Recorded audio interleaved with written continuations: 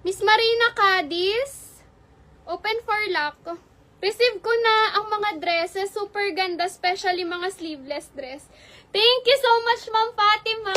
Sabi ko sa inyo, magugustuhan niyo yung collection natin last time, madam. Ang gaganda nun, talaga. Medyo pricey yun, pero magaganda kasi yung, ano kasi na yun, yung collection natin na yan last week, rare. Kita nyo, di ba? 3 days tayong live nun, puro premium.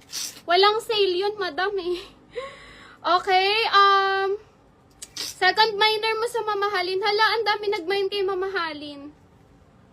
Okay, pwede po ilock si mamahalin ha. Lock mamahalin sis, 650 po. If ilalak nyo, plus 100, automatic yours. If lock. Ay, okay na. Wala na. Wala na makakalak nito. May DP na si Madam Daisy. Yours na to, Madam Daisy. Thank you so much. Wala na po yung isang green, Madam ko, ha? 350 lang, B. Tsaka 550. Okay, and then mine sexy, si Madam. Ano nangyari? Wait lang, sis. Okay, Ay, lock ni Miss Meg. Miss Meg, di umabot.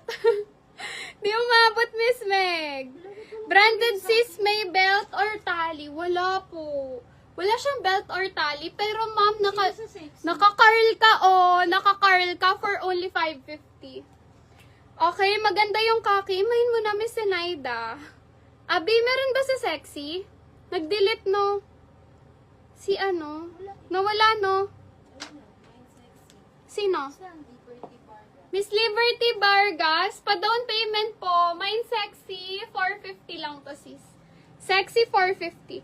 Miss Patricia, isa-send ni admin sa'yo yung mode of payment kapag may na-mine ka na. Ha? Mine ka muna isa and then tsaka po mag-DP.